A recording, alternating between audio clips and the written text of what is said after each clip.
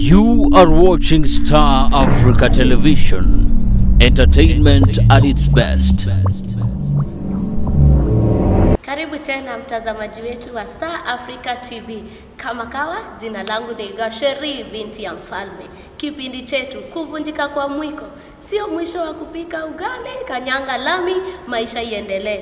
Hapa mgeni wetu tuko naye, atatuelezea kuhusu maisha yake, hard situation ambazo amepitia, ndio ujue usijidharau. Hata watu wakikudharau, we mwenyewe ufikirie tu vizuri uone utajidharau. Karibu sana Bishop. Asante sana Asheri. Unaitwa binti mama Afrika. Binti ya mfalme. Binti ya mfalme. Sinajua mfalme ni mmoja tu. Yes. Otherwise, asanteni sana watazamaji wa TV Africa. Naitwa Bishop Dr. Josephat Njoroge na niko Njiro behind Lexo Petrol Station. Hapo ndipo tuko na kanisa kubwa la gorofa na tunahudumia watu mahali pale. Na kwa hivyo karibu tazame usikie mengi ambayo itakutia moyo ya kuendelea katika kukanyanga lami kama hivyo tumeambiwa na Gasheri siku ya leo. Nitaanza tu kwa kutangulia. Thank you very much. Nitaanza tu kwa utangulizi niseme nimeoa, niko na familia na mimi pia ni mkurugenzi wa chama kimoja kinaitwa Nairobi East Gospel Music Awards. Huwa tunafanya mashindano ya wanamuziki walio na talent, na yule mwenye ameshinda anaweza kupewa kama shilingi 1,100, na tunasaidia wenye vipawa, at least ndio vijana wetu waweze kusikia wayuko peke yao. Pia niko na organization nyingine inaitwa Forces Network Group, huwa tunasaidia pia wale wamefiwa na waume zao wanakuwa na shida. Kwa hivyo kwa ufupi niseme hiyo ndio kazi ninafanya hapa na pale apart from kuhubiri, na niseme ya kwamba maisha yangu haijaanza hapa ama haijafika hapa. Kuna challenges ambazo ningetaka kuambia mtazamaji ambazo nimepitia kabla nifike kuitwa Bishop Doctor. Kabla sijafika hizo majina, kuna mahali nilianzia ambao pangenifanya nijidharau na nikufe moyo na nisikie sifai kuendelea katika hii safari. Kwa sababu kwanza, kitu cha kwanza, watu walikuwa wananiita niko na masikio mrefu. So hizo ni vitu ndogo ndogo zingefanya kwanza kunivunja moyo. Ya pili, kwetu nyumbani tulikuwa maskini sana, na hata maskini wenyewe walikuwa wanatuita maskini. So you can imagine somebody is poor and is calling you poor. So unaweza kujisikia ndani yako hauna nguvu. Na kazi nyingi ambayo tulikuwa tunafanya nyumbani kwetu ni kulimia watu mashamba. Unaajiriwa mahali, unalima mashamba. Na kumbuka siku moja nilikuwa nimeajiriwa katika shamba moja ambao nililima sana mpaka nika graduate. Nikapelekwa kuchunga ng'ombe sasa, kwa sababu nikaacha sasa ya shamba, nikapelekwa kuchunga ng'ombe. So nikaulizwa na huyo mwenye alikuwa ameniajiri ambao sitamtaja majina kwa TV, lakini kwetu Shago, akaniuliza uko na mtu mzuri kama wewe? Sasa nikamwambia niko naye. So nikaenda kwa my brother, nikamwambia my brother, kuna mahali nimeitiwa kazi, na ukienda pale tafadhali usijaribu kusema wewe ni ndugu yangu, hatujawahi hata onana, so watakuja kujua later. It was so painful mkiajiriwa boma moja kama wachungaji na mkulima, na nikawa mwenye nilikuwa nimekuta huko akawa senior wetu, maana mimi na yeye alikuwa nimeletwa na mwingine. Na ile kazi tulikuwa tunafanya Njeri ni ya kuchunga na kulisha ng'ombe, na the same time kulikuwa na umbwa. You can imagine mnapikia umbwa chakula ama ugali, na hiyo ndio mnagawa yenu, mnakula wewe na ndugu yako. Kwa hivyo mtazamaji, ukiona watu ukikutana nao kwa barabara, pengine akona nyumba yake ama kitu, muulize history ama suti, ama akiona kasuti kama haka ambao Bwana amenibariki nako, muulize historia, umetokea wapi na umefika hivi namna gani. Je, umepata challenges? Watu wengi kama sisi tulipitia hiyo maisha, na huwa ninaambia watu nilijidharau sana. na baada hiyo kujidharau nikaajiriwa katika boma mingi sana, mpaka nikaona mimi ni mtu wa kuajiriwa kwenye maboma, na nikakuwa nimekubali kuajiriwa katika maboma za watu, na ikafika mahali mpaka ile graduation nilipata kubwa sana na ile promotion ambao nilipata ni kuhamishwa ushago kwa kuchungia watu, nikaletwa Nairobi kwa kuuza soko. Naenda Marikiti asubuhi, naleta mboga hapa Umoja na nauzia watu. Lakini nimetolewa ushago kwa nini? Sababu kwa ile boma nilikuwa nimeajiriwa, kuna msichana alikuwa huko. Sasa akaanza kunipenda. Unajua sasa tajiri na maskini hawapatani. Sasa nikaonekana msichana analia sababu yangu, na itaenda kufikia tuanze kuwekana mamimba huko. So na itakuwa tayari hiyo ni direct. Hiyo hakuna kuongea. Na sasa nyinyi ndio maskini kabisa. Na sisi ndio maskini. Kwa hivyo hata mtoto akizaliwa, sababu walinipenda sana, ilibidi niletwe huku sasa kazi huku Nairobi. Nikaambiwa ni promotion na Nairobi. Nikafurahi, sikulala hiyo usiku. Japokuwa kulikuwa na watu wengi wetu Nairobi, lakini sikupata usingizi. Nikaletwa, nikaanza kazi. The same problem ikanipata. Nikakuta tena msichana huko kwa hiyo boma. Naye akaanza anasema Njoroge anafanya kazi mzuri, sijui nini. Sasa nikaambiwa, sasa mzee, kijana, itabidi ujue utafanya nini. Sasa kile nilifanya, shida zilinianzia hapo, na nikikatakata nikajikuta nimekuwa mwizi. Sasa yes. Umetolewa ushago, nimeletwa Nairobi. Yes. Sasa Nairobi ile shida ikanipata, na nikawa naamkia Marikiti watajiri. Na ile shida ikanipata. Sasa nikaanza kujipanga. Nilikuwa naiba 20 bob per day. Nilikuwa na kofia, navaa kofia hii ya masweta, hii nationango ya sweta ya uzi. Sasa hiyo nilikuwa naweka kila siku shilingi 20. Na ulikuwa unalipwa pesa ngapi? Nilikuwa nalipwa kama shilingi 300 kwa mwezi. Ilikuwa 300 kwa mwezi. So nikahama, kaenda Kiambu. Kiambu nikaandikwa mahali panaitwa Gathaibi. Kwa mzee anaitwa Edward marehemu. Huko nilikuwa kazi yangu ni kukamua ng'ombe saa 10, kupeleka maziwa kwa dairy, na kurudi kujiburudisha na kulimia kahawa. Hiyo ndio sasa kazi. Na hiyo yote nikapitia, ikawa inanivunja moyo. Alafu baada ya kufanya kazi for 5 months, nikafikiria nini, nikaona ya mama yangu. So nikaenda Kiambu Githunguri, ndio tulikuwa tunaenda kupandia gari. Nikakuta hao watu wanachezaga patapotea. Hata ukipata hiyo unapoteza. Hii ukiwekelea hiyo.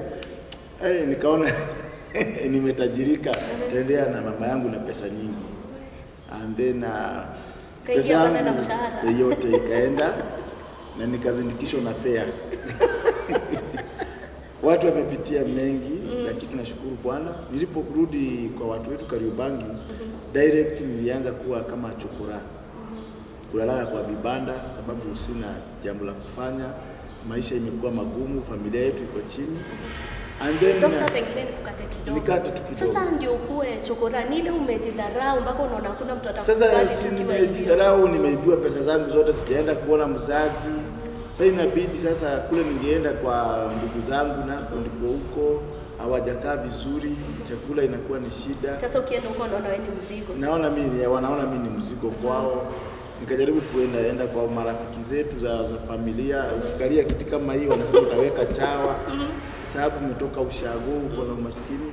Hiyo vitu zinafanya usikie kwamba you are so down and you regret to be born in this world. Na unasema fadhali kufa. Unafika kiwango unaona kwamba ni kama utaenda hivyo maisha yako yote, lakini nilijitia moyo na nikakuwa chokora kwa miezi kama 6. Katika hiyo hali, ndio maana niko na program hapa kanisani. Kila Saturday nalisha watoto zaidi ya 30, more than 30. Wanakuja every Saturday, nawapatia chakula nikikumbuka, maana CD yao haina kitu, lazima niweke CD ya Mungu ndani yao through food. Sasa nikakuwa mwizi wa pickpocket, nianza kuuza bangi, kutoka kwa bangi nikakuwa pickpocket, from pickpocket nikaanza kupiga watu ngeta. Lakini wakati ule ulikuwa Josephat Njoroge. Dr. na Bishop haiko imefika. Bado hiyo sasa si ni kumalizia kipindi. Hiyo ni ya kumalizia kipindi. Sasa in my life sikuwa najua naweza kuwa nitakuja kuwa bishop. Au unafikiria hivyo? Ama niwe mtu ako na kanisa la ghorofa ama mtu anajulikana nchi ya Kenya. So ndio that's why mmekuja. Ni encourage watu you can be something katika nchi. Like, despite your background, ile umetokea, unaweza kuwa kitu kitakutamaniwa na watu. Ndio maana hapa tunasema kuvunjika kwa mwiko sio mwisho wa mwiko. Mimi nilivunjika sana mpaka kamwiti ya mwisho kalivunjika. Lakini bado gani ulivunjika? Yeah, lakini katika nakumbuka kisa kimoja nilienda kuibia mtu, akanishika mkono ikiwa kwa mfuko. Akanishika, nikamwangalia na huruma sana. Nikamwambia ni njaa, akanipiga kofi. Raia ikauliza kwa nini unapiga huyo kijana hivyo? Akamwambia hapana, mimi nimemtukana. Sababu angejua ni kuiba, ningeuawa. I thank God sikufa. Mpaka nikakuja nikakutana na Yesu. Na Yesu akakuja akakuwa rafiki yangu. Tukakaa na yeye, and then nikakuwa na bado challenges azikosi katika maisha.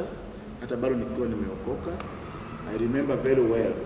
Nilikuja nikapatikana na shida ambayo ilinifanya pia nisikie niko so down, na nikasikia kujichukia katika wokovu.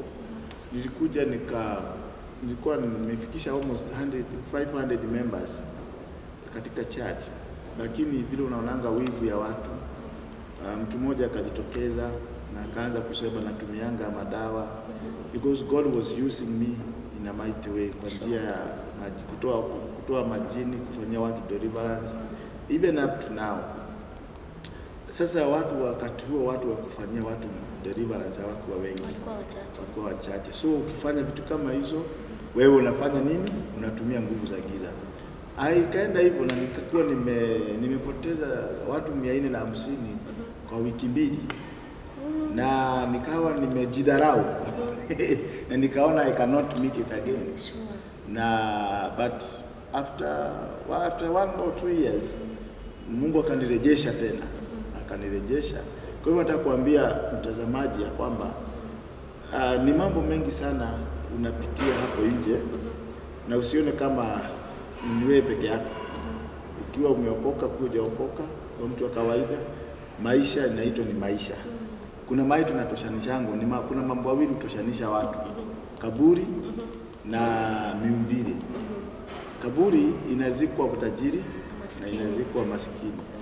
Ya pili, katika hii maisha shida haijui tajiri na haijui maskini. Anybody has his own problems ambazo anapitia, na hizo vitu zote watu wakizicombine, ukisikiza huyu kama vile unanisikiza, usikize mwingine, utasikia uko so encouraged katika maisha. Nimekuwa nikiencourage watu sana, wale watu ambao wamefutwa makazi, wamekuwa down, wamefungiwa manyumba, kwa mwisho alikuwa manager, alikuwa nini, anaona kama hata kuja tena kuinuka tena, hata kuja kuwa kitu tena. But through God kuna vitu Mungu hufanyia watu. Ndio maana nikakwambia, ama nataka nikuelezee na niambie mtazamaji, kuna vitu zinaitwa 3A's. Na hii 3A's ndio zimenisaidia kufika mahali nimefika, mpaka nikajikumuta. Kuna mtu mmoja alikuwa mzungu, alikuwa na umbwa ambaye aliipenda sana. Sasa hii umbwa alihunt nayo, alienda hunting na hiyo umbwa, na ikafika mahali before nilete hii 3A's, maana itaingia tu hapo. Hii umbwa alienda wakahunt nayo sana mpaka ikazeeka. Alafu sasa akaona hii umbwa bana imezeeka, imnisaidii tena. Akaenda, kuna chimo alikuwa amechimba ya maji mahali. Alikuwa amechimba ya maji, akakosa kutoa maji, akaiwachanisha, akaenda mahali pengine. After many years akafikiri kurudia hapo. By mistake ile umbwa ikaanguka kwa ile shimo. Ikaanza kulilia huko ndani.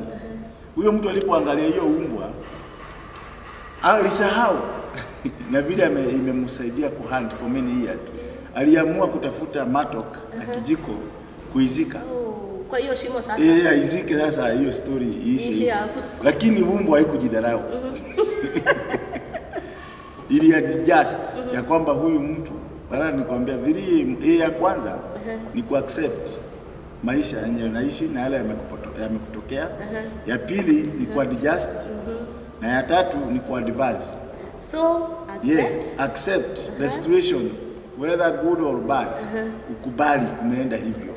Hivyo kumeenda, hiyo gari imeanguka imemaliza watu. Hiyo deni imefanya nichochwe nyumba yangu ya ghorofa 5 zimeenda, anza life. Is it easy? Sio easy, lakini sasa utafanya, utajiua. Hautakufa. Maisha hivi mko mzuri mbele, si haiko nyuma. Mambo mbele ndio iko mazuri. Siku ile utaona nyuma hauta survive. Lakini siku ile utaona mbele yako uta survive. So second ni ya kuadjust. Kuadjust ni kuhama ile area huko ikiwezekana. Tuseme kama for example mimi ni mama. Nimepata mtoto. Ndio. Mtoto wangu na nikamoja tu sikuwa ilikuwa na mtoto mwingine amejiendea tu hivi. Na labda utapata pengine. Nimebaki tu hivyo. Naambiaga watu hata sio lazima upate yako kingine, lakini uko na purpose ya kuishi. Naambiaga watu kuna purpose.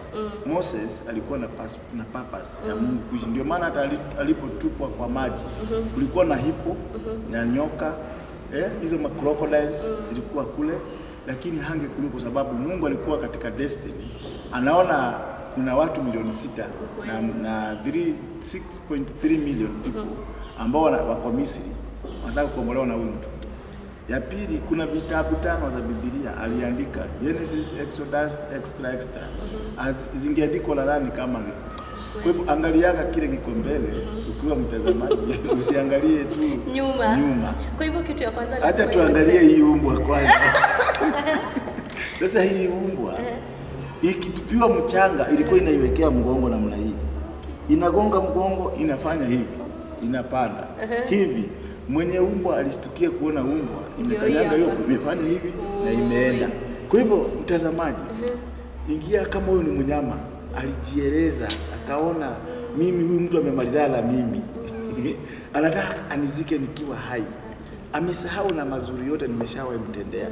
Wewe jitie moyo, jijaze. Yeye tuseme, wacha nitumie lugha ya kisasa. Jijaze. Ngojea hiyo mchanga vizuri. Cheze kama wewe. Ipatie mgongo. Tumbukiza ndani. Panda.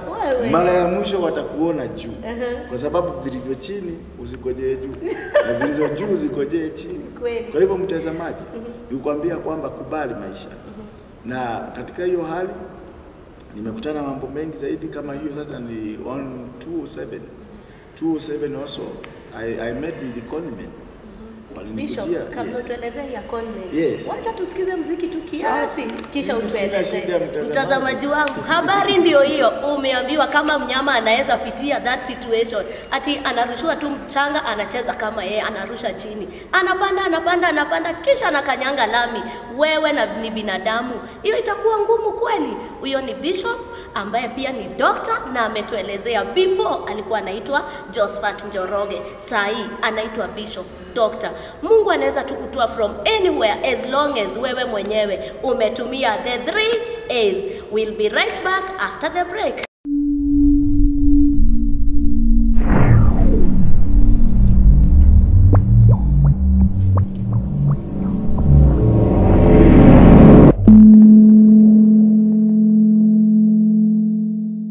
Kutoka Meru hadi Nakuru tunatamba, Nyeri hadi Nanyuki tunavuka, Machakos hadi Kajiado tunasikika, Nairobi hadi Mombasa tunatia fora.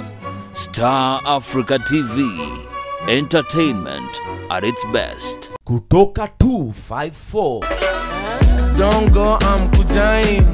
Tetezo manamba, I'm vutai. Kama ni nyama, I'm uwekai. Kenya, Uganda hadi Bongo. Na wapa vibao vya kiasili ndani ya The Link Up Show East Africa. Mina kuchagua wewe, uwe wangu. Okay, alright, ni show di baba. Na ukincheki hapa, nimetoka pa. Ni kila siku saa 10 hadi saa 11 jioni, ukiletewa naye Baby Black.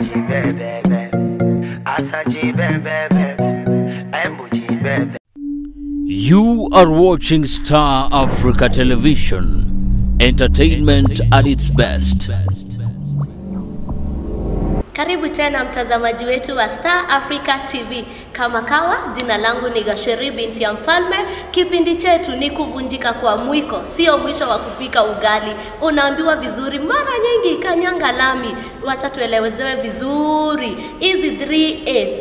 Bwana Josephat ambaye ni bishop na pia ni doctor alizitumia vipi?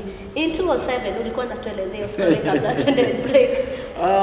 207 kuna watu walinikujia kwa ofisi na wakaniambia they are businessmen na wakanikumbusha 2 years back walikuwa members wa kanisa langu. Sure. So nikakumbuka mmoja. Na nilipomkumbuka akaniambia kuna deal ya vitu ambao wanatoanga vitu China, wanaleta Kenya, wapi Korea, hizo nchi za mbali. Na akaniletea papers za vitu zao. Na nikazienda through, nikatafuta marafiki zangu wakazienda through, walikuwa wanataka tu like 2 million. Ndio waweze kuchukua vitu zao zimekwama sijui port, sijui zimekwama wapi. So ni wakopesha watanilipa na 30%. Na nikaona ni deal nzuri. And then considering sasa huyu mmoja unajua ni alikuwa mshirika. Considering huyu alikuwa mshirika, nikakumbuka kabisa hata nikakumbuka kama alikuwa naishi. So nikachukua hatua na zile pesa nilikuwa nazo nikawapatia zikakosa kutosha. So akaniambia nichukue kwa marafiki zangu. Nikachukua like 1 point something kwa marafiki. Unajua ukiwa na pesa unanga shida ya kukopeshwa. Juu mtu anajua huyu anazo, lakini maskini kupata mtu kumkopesha ni ngumu. So nilikopeshwa. The end of the day nikakuja kujua they are conmen. Na wakaniambia ukweli, usigojee kulipwa wao wenyewe. Yes, sisi ni conmen na ukijaribu kutukimbiza ama nini utauma mchanga, utauma ulimi, utawekwa pamba, walitumia neno pamba, utawekwa pamba kwa meno. So pamba kwa meno si ni mochari. So mimi na wakarudi wakanitolea ile kamguu ya kuku. Walinipeleka mpaka Westlands. Wakanitolea kamguu ya kuku. Wakaniambia dadi, ni mimi nishakuwa hivyo. Kwa hivyo ukijaribu kutufuata. So umepaka. Yes, mimi nilishindwa na hiyo maisha ya kuokoka na nishakuwa hivi. Na asante kwa hizo tumepata, na ukitaka kufaulu tafuta mjinga kama wewe urudishe zako. Tukimgonga tutakupatia zako kidogo. So what happened? Nilipelekwa polisi na wenye nimechukua pesa zao, na kutoka hapo nikastakiwa na vitu nyingi, obtaining, kunyang'anya watu pesa, vitu kama hizo. Nikawa na kesi na nilikuwa na report polisi asubuhi na jioni, sababu zile polisi nilipelekwa ni za huku. Huku moja iko hapa nyuma na wananijua, siwezi danganya watu. Kwa hiyo waliambia wenye niko na madeni, si ni bishop wetu, wacha awe akiripoti hapa asubuhi na jioni ndio wapate time ya kutafutia nyinyi pesa. Na nikafurahi sana kwa sababu ya huyo jamaa. Lakini kule high court hawajui bishop. Kwenye walienda high court, ilibidi niwe na cases huko, nikauza vitu zangu, nikauza magari, nikauza mashamba, nilikuwa nazo maplots, jaribu kulipa wakili ndio kesi ishe ama nini. It was all in vain. Hakuna kitu nilifaulu, makesi zilikuwa ziko pale. Na hapo ndipo nilionea cha mtemakoni na ndio nilijua marafiki ni akina nani. Wale watu tulikuwa tunakula nao kwa mahoteli kubwa. Nilikuwa nawapigia simu wananiambia I'll talk later. I'll call you later. Maleta zikakuwa nyingi mpaka nikakuwa mtu ambaye alikuwa bishop, ambaye alikuwa naishi nyumba ya almost 20,000, nikajikuta nimehamia kanyumba ya 2,000. Sasa tuwili. Umerudia kama ile maisha ya zamani sasa? Sasa nimerudi kule zamani sasa. 2000. In fact kwa hiyo nyumba nilienda kuuliza nyumba. Mwenye nyumba kauliza, unauliza yako au ya mshirika? You are member of the church. Nikamwambia yangu, akaniambia kwangu huwezi pata nyumba. Hiyo ni curse inakufuata. Tunakujua kama bishop, tunakujua mtu ako juu. What happened to merudi tena chini? Nikamwambia this is life. That's why ninakwambia mambo ya 3 days. Ilibidi ni adjust na niweze kukubali nitoke hiyo ilikuwa inaitwa Psycha Estate up to now. ilikuwa ndio inaishi wa dos na wale watu wa hali ya juu. So wale members wengine walikuwa kwa hiyo plot wakamwambia please mkubalie mwanadamu shuka na kupanda. Kubali bishop ameshuka. Nikakubaliwa tulimtuii. It was so painful. Sijazoea kukaa karumu hapo. Ndio bedroom, ndio kitchen, ndio nini na watoto pale kwa ndabodeka. Sijazoea vitu kama hizo. It was so hard. Baka nika develop ulcers. So sikuamini hiyo maisha. Lakini when I came to the next A ku adjust, nili adjust na kuna gari nilikuwa nimebakishiwa moja ya aina ya trooper. Sasa hiyo ndio nilitoa viti. Nikaanza kwenda Rimuru kuchukua cabbages na kuzileta huku Njiro. Sasa watu walikuwa wanakuja kupanga line kununua kwa sababu sana najaribu kuangalia. Yes. Bishop ndio huyu hapa. Ndio mimi hapa. Sunday ako kwa church. Hata hiyo Sunday wacha hiyo mambo ya church Sunday. Kuna singekuja hii church. Kwa sababu wenye madeni wengine wanaona ni kama niko na kipendeleo kwa polisi, wanakuja kunigojea huko. Sasa ilibidi niwe napiga kona naenda kuhubiri mahali pengine mpaka nilipe. So ilikuwa 50,000. Nilipolipa ndio nirudi church. Nilipowalipa. So ulikuwa unaendea mboga, unakuja unauza. Inakuja nauza. Sasa watu walipanga line sana. Nikifikiri ni kununua kwa uzuri, kumbe wanataka kuangalia Bishop Njoroge ndio ameanguka kiasi hiki. Yaani Bishop amefika kutoka the word Bishop kwa mboga. Mtu akuza mboga. Ili bidi nilijidharau mtazamaji. Hata kama ni wewe.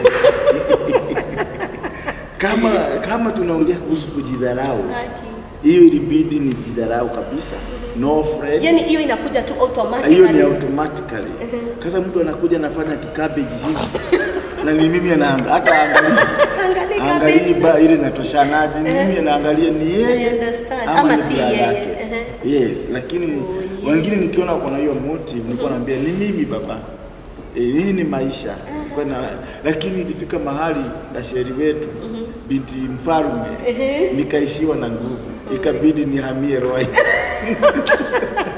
Sasa pale tu estate penye umehama unaenda sasa uziru mdogo ndio tu hapo unaenda kuuza. Wamepanga line sana kuniangalia you are a human being. Ikabidi niende ile soko inaitwa Welcome. Mimi ndio mtu wa kwanza wa hiyo soko ya Welcome kusimama na gari kuuza mboga za cabbage. Na nilipouza nikakuta barua imeletwa kutoka kotini. Hawa majao court servers. Inasema hii gari inakuja kuchotwa. Imeletwa huko kwa soko. Hizi cabbage ndio za mwisho. Masaibu yalikufuata tu. Gari inatakikana. Sasa gari ikakatika na ikaenda ikachotwa na nilikuwa na gari yangu ina Mercedes. Ilikuwa worthy 500. Niliuza 70,000. Ndio nipate kulipa nyumba mahali nilikuwa ndio nihamie hii ya 2000. Ilibidi mpaka nifanye politics ndio watoto wapate chakula. Nilikuwa naenda nikizunguka. Kuna jamaa mmoja alikuwa amesimama Nairobi kama president wa Kenya. Sasa mimi nilikuwa nazunguka nikisema sitamtaja jina. Huyo ndio Mungu amechagua. Hata kama najua sio. Sasa unatumia ile power yako ya Bishop.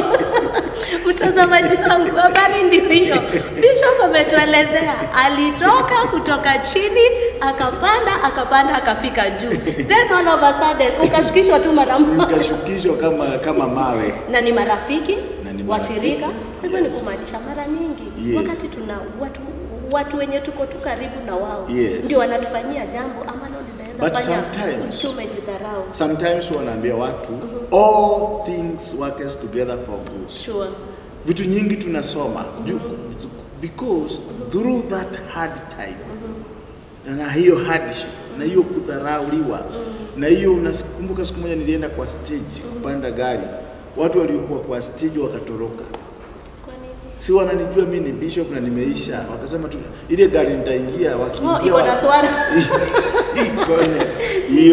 Hiyo jeri umesema ndio hiyo. Hii iko na swara. Walishuka. Mwingine tukaenda tukaitwa mkutano Serena. Tuko hii mambo ya siasa hivi. Nikaenda kwa neema ya Mungu sababu ni ya what we call the star yangu ikaonekana, hata ukiwa maskini bado star inafanya kazi. Nikachaguliwa kuongoza sijui timu fulani hapo. Sasa wakati wa tutoka usiku. Nikaenda kwa pastor moja, one of my friends. Na nimemlea hata kiroho. Nikamwambia daddy, nataka unibebe na hii gari yako. Akaniambia afadhali nikupatie fare, usiweke manukusi zako kwa hii gari yangu. Almost 2 people walinifanyia hivyo. But I thank God. The same guys waliona nikipandisha hii nyumba unaona ya gorofa hapa. Hii unaona kanisa la gorofa, haikuwa ya gorofa, ilikuwa ya mabati. Sasa later on Mungu alikusaidia. Later on nilivaa ya 3. Sasa tumemaliza ya kwanza ya kujikubali, accept. Then ya pili adjust. Kuhama sasa unaenda pale. Hiyo ni kukula kama kama unakula kuku ukubali kukula miguu. Hiyo ndio kuadjust. Kama ulikuwa unakula kuku ukubali kukula shingo na miguu ya kuku. Kama ulikuwa unakula samaki ukubali kula omena. Yaani uadjust everything. Kama ulikuwa unasoma gazeti ikikosa kwa meza, kama ulikuwa unainamiwa na uinamiwi ukubali hiyo yote. Hii ndio kuadjust. Kama ulikuwa unaitwa mrembo unaitwa kitu kingine, sasa unaadjust. Kama ulikuwa unaitwa bishop sasa ndio hiyo unazemekana. Ulikuwa unaitwa Joroge, kwanza wakinipigia simu, Joroge, ulisema pesa yangu utanipa lini? Unaadjust. Ni kweli. Mtazamaji wangu, habari ndio hiyo. Tumia the 3A's vizuri. Tumedeal na ya kwanza kujikubali, accepting.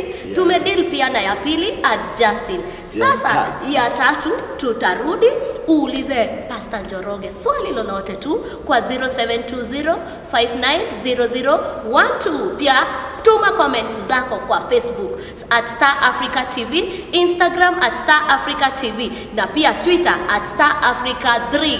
Ndipo utatuma comments zako ama swali lolote. Na pia kama uko na story unataka sisi watu wa kuvunjika kwa mwiko tufike kwako, utuelezee mwiko wako ulivunjika lakini ukaendelea kupika ugali, tupatane ni inbox tu Facebook. Utanipata Gasheri binti ya mfalme. You are watching Star Africa Television, entertainment at its best. Eastern Kenya mpo. Ampango ke gani mbeza nukudhoea ulowe no uneza Zeven zao ya kuletea midundo halisi. Nyamba nyani wala wani wawoe Kula sebe inege wa mozi Ndadibu na maucheba Ida usumeri Mwaendie mugandie adhina mwinge Ekai wanjoka mwanane Na muremo wapako Ya mwana wa muraro Inayounganisha jamii kuwa kitu kimoja. Tujumuike, tufurahie pamoja ndani ya Star Africa TV. Umepata mno ni viongozi nemo mutena ituesi ya maundo mateponde no ni kaleka mundo umepata mno.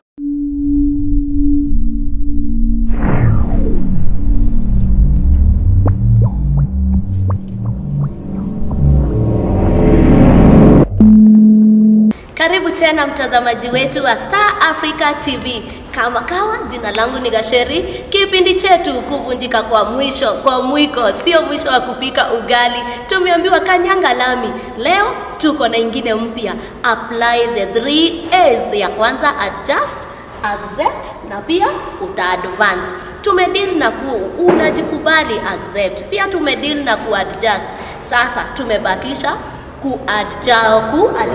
ku-advance. Tumebakisha ku-advance. Wacha tuone vile Dr. Bishop wetu ali advance vipi after kupitia hii yote. Yeye aliamua akanyange lami, maisha iendelee. Bishop. Yes. Sasa hapa umeshakubali. Na ukaface hizo situation ngumu. Yes. Mwishowe. Sasa tutasema mwishowe ama kwanza tutasema katika challenges, in every challenges ambao unapitia lazima ushukuru Mungu. Kwa sababu ya kwanza kukuweka uhai. Sababu hiyo that is the only gift ambao Mungu ametupea. Ya pili uangalie mbele. Kile kiko mbele ndio cha maana. Na inaweza kupeana mfano mfupi sana wa mtu anaitwa Joseph. Huyo mtu alikuwa na all rights za kujidharau na kujichukia. Number one, amezaliwa kwa familia na amechukiwa na ndugu zake, mpaka wanafika mahali ya kumuuza. Wanaona sijui mahali wamemuuza, ameenda amepatana na Potifa, kupitia hapo ameingia jela. Huyo mtu si ameisha. Lakini katika jela the Bible says hakuacha kumcha Mungu. Kwa hivyo siri hapa ya kuadvance is only to worship God. Vile alivyo, vile hali ilivyo, umwabudu Mungu, mwambie thank you. We have somebody like Job. Job alikuwa na nini? Si mnajua historia? Mpaka wife yake, lakini sio wewe. Wife yake akamwambia si utukane Mungu ukanyange lami. Ni kweli. Yeye alisema nilikuja duniani bure, ndarudi bure. Hiyo ndio unashinda. Yaani siku ile utakubali ya kwamba bila hali iko na ujikubali wewe mwenyewe. Hiyo ndio the weapon, the big weapon ambao unaweza piga hali either shetani au maisha yoyote ya kawaida. Sababu kuna watu sahi Star Africa mnatutazama. Kuna watu sahi wako tayari kunywa dawa. Kuna watu sahi wananitazama hapa, wanasikia kujigongesha gari. Kama Jumapili iliyopita kuna mtu alikuja hapa nikamzungumzia ndani ya roho. Nikamwambia Mungu ananiambia nataka kujiua. Akaniambia kesho Monday ndio leo nilikuwa nakuja nishiriki ibada ya mwisho. Kesho naenda. Nikamwombea. Kwa sababu gani? Amefikishwa mahali na watu. Na mara nyingi ukiangalia sio mtu ujifikisha.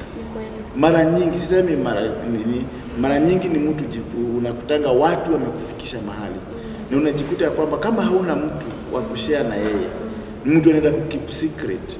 Utajitukia ya kwamba hata wewe umekanyanga lami ya kujiua. Wacha hii lami yetu tunazungumzia, lami ya kujiua.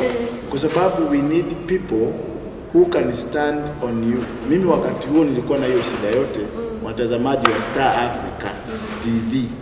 Mimi nilijaribu kugeukia marafiki zangu, hakuna mtu aliniunderstand. Wengi walikuwa wananiambia, Bishop, ulikuwa unatafuta pesa, ukagongwa. But the end of the day, mtazamaji wa Star Africa TV, nilimalizia hizo kesi zote na grace ya Mungu. Bishop, yes. Mara nyingi sisi kama wanadamu tunaona, yani inafika place tunasahau kama sio sisi tumejipea uhai. Unaona unajidharau mpaka unaona hata hii maisha sifai. Tunasahau mara nyingi ni Mungu ametupea hiyo maisha. Sasa ungependa kuambia mtazamaji wangu tu? Wow. Niko na mengi ya kuambia mtazamaji. Ya kwamba kuvunjika kwa mwiko sio mwisho wa upishi wa ugali. You have a bright future ahead of you and your miracle is around the corner. Sijui ama mnanisikia vizuri mtazamaji, your miracle is around the corner. Nataka kusema ya kwamba watu wengi hata saa hii gasheri wameingilia maisha ya ukahaba, umalaya, wizi wa bunduki. Wengine si kupenda kwao. Ni vile situation imekuwa mpaka wafike hiyo kiwango. Lakini niko na jawabu kwako. Kumbuka kuna creator. Watu wote wakikuacha wote. Kumbuka kuna muumba wako aliyekuumba na anakuwaza mawazo mazuri. Na yule aliyetengeneza bulb kulingana na wasomi kama mimi wanasema mwenye kutengeneza bulb ndio iweze kuwaka alijaribu mara 99 kweli ikikataa kuwaka. Niliwaka mara ya 100. Wewe umejaribu mara ngapi? Mara moja tu. Naanza kuona kama umefika mwisho. Ni kweli. Alipoulizwa kwa nini ulifail mara 99 ndio ujenge uweze kuwa, alisema sio kufail, nilifail. Ni njia 99 ambao bulb haiwezi waka. Nilikuwa najaribu njia ngapi? 99. Mhubiri mmoja akaenda mahali kuweka crusade. Akawa ameweka maposta ya kusema Mungu kuna watu watafufuka nini. Akahubiri siku ya kwanza hakuna mtu aliokoka. Mpaka siku ya 6. Ndio mtu mmoja alikuja akasema kuna mtoto amekufia kwa nyumba na ni wa kahaba au anajua kahaba ama malaya. Na hao malaya wakasema wanapeleka huyo mtoto kwa nani? Kwa huyo pastor, ama huyo pastor aletwa hapa aliandika atafufua mtoto. Na si umeandika posta. Alipopelekwa hapo nataka kuambia watu unaweza kujichocha na usonge mbele. Ni kweli. Yes. Sasa alipofika huyo pastor aliona huyu mtoto hawezi kufufuka. Aliambia watu namna hii, hapa nitengenezewe njia hapa, maana nikiombea huyu mtoto roho ikitoka ya mauti itapita hapa, ikikupata ni wewe utakufa na mfunge macho, lakini anaokoa uhai wake Kweli. yani asipigwe na mawe. Alipoomba, kusema ukweli, Mungu alisikia maombi na mtoto alifufuka na pastor hakujua, akatoroka. Alipotoroka akakimbizwa na wale maapostoli wawili alikuwa amefuata amena nao kuhubiri. Akaenda mahali kwa mzee, akahema akashindwa na mbio, akaanguka mahali hivi amehema. Akamwambia mtumishi, unatoroka wakati mtoto amefufuka. Akasema hapana, sio kutoroka. Nilijua watu mtoto huyu akifufuka wataniabudu kama Mungu, ndio maana nilitoroka. Unanielewa mpaka hapo? Nataka kumaanisha hapo ama yeye alikuwa anatorokea uhai wake, lakini aliposikia mtoto amefufuka akageuza story. Hivyo hii ni njia moja. Lazima kwanza ujichoche. Lazima ujichoche. Na kama unajidharau usikubali kudharauliwa. Ni lazima wewe wadharau, lakini usikubali kudharau. Hiyo ndio the key. Iwe waonyeshage every time kuanga na answer kwa watu ya kuwajibu. Ndio nani anakuambianga hivi, ukikosa kiatu uko na mguu. Kweli. Na muuliza swali, uko na miguu na mikono, uko sawa? Kanyange lami. Kanyanga lami. Unajua Bishop, na kuangalia hivi naona the whole story sasa yenyewe umeona sisi na mtazamaji wetu. Naona ni kweli you've walked a long journey ndio ufike hapo penye umefika. One word kwa wao vijana wetu. Wow. Vijana wetu. Kitu cha kwanza kwa vijana, mpende kazi. Hiyo ndio ningetaka kusaidia vijana wetu. Sababu vijana wa kisasa ambao tuko nao wamekataa kazi na wametorokea kwa wale wasichana ambao wako kazi. Hakuna siku ambayo Mungu atageuza nature. Yani ageuze nature kwa wewe ndio unatawaliwa na mke. Mungu aliumba akiwa na principle. So ukikataa kazi utajikuta umeolewa na either sugar mommy na hizo vitu. Lakini ningetaka kuwa encourage vijana tupende kazi. Na kupitia hiyo kazi ambao Mungu atakufungulia njia. Najua utaniambia napenda lakini sina. Najua na unapenda lakini hauna. Huyo Mungu aliyekuleta duniani ako na diary ya maisha yako. Sasa pastor, watu watakufikia vipi? Right, mimi ndawapatia tu directions. Ukitoka upande wa Ruiru, ingia Ruai, utakuja hapa Njiro tu. Kuna gari zinatoka Ruiru, zinakuja Ruai, unapanda za Ruai, unakuja hapa Njiro. Hapo ndio kanisa iko. Lexo Petrol Station iko hapo nyuma. Ndio utaona kanisa ya gorofa ya white. Sorry, nimeinua mkono kama ninaonyesha na ukweli. So then ukitoka town, ambia tu mtu yoyote akushukishie tu Njiro mpaka vijana wadogo, sababu hata ndio wanakula huku, ndio security yangu, ndio watoto wangu huku hao mnaita wa mitaa. Ulize tu kwa Bishop Njoroge, utaambiliwa tu, utaona tuko tu kwa stage. Baada ya stage unaingia tu, bado utakuta gari zinasema mweki hapo. Lakini kwa Facebook niko najiita tu Josephat Njoroge. Acha tupeane simu sasa. Simu yangu ni 0722 37 46 32. Irudie tena kwa mtazamaji wa Star Africa TV ni 0722 37 46 32. Unasumbuka na wizi, umeshindwa kuacha wizi, ndio huyu Bishop Njoroge alikuwa mwizi na akawacha. Anaweza kukuongelesha na ukawacha. Umekuwa kahaba, tumefanya mengi Yesu katuokoa. Umeshindwa kuacha dawa za kulevya, kuja kwa counseling itakusaidia. Umefika mahali inaitwa masturbation, imekuleta juu, niko hapa na kusaidia kwa maombi. Hiyo ni pepo, nitafanya wewe maskini. Kuja kwa counseling na kuanga hapa, namba yangu niandikie tu message peke yake, usinipigie, niandikie tu message, nitakudirect kuja nikusaidie kama vile nimesaidia watu wengi. Pengine pia advice zote unahitaji, una advice families na wanaendelea vizuri na maisha. Asanteni sana. Tumeshukuru sana Bwana Njoroge. Mtazamaji wangu, habari ndio hiyo. Umeambiwa kama una mguu na una viatu, na mwenye ana mguu na kiatu iko tu hapo. Umeambiwa maisha, it's what you take it. ukidharauriwa na watu pia unajidharau, that is you. Kwa hivyo watu wakikudharau, wakikuzusha chini, jipandishe juu. Tumeambiwa ujichoche, na pia tumeambiwa hivi, kama mnyama anaweza kuwa na akili ya kushake mchanga, pia wewe jiweke kwa hiyo kiatu. Ujiulize, huyu ni mnyama, mimi ni binadamu. Utakanyanga lami na maisha iendelee. Kama kawa, kipindi chetu ni kuvunjika kwa mwiko, sio mwisho wa kupika ugali. If you have a burning story, tupatane hapo Facebook @Star Africa TV. Pia unaweza ni inbox Gasheri binti ya mfalme. Mpaka siku ya kesho, bye bye. You are watching Star Africa Television, entertainment at its best. Kutoka Meru hadi Nakuru tunatamba, Nyeri hadi Nanyuki tunavuka, Machakos hadi Kajiado tunasikika, Nairobi hadi Mombasa tunatia fora. Star Africa TV, entertainment at its best.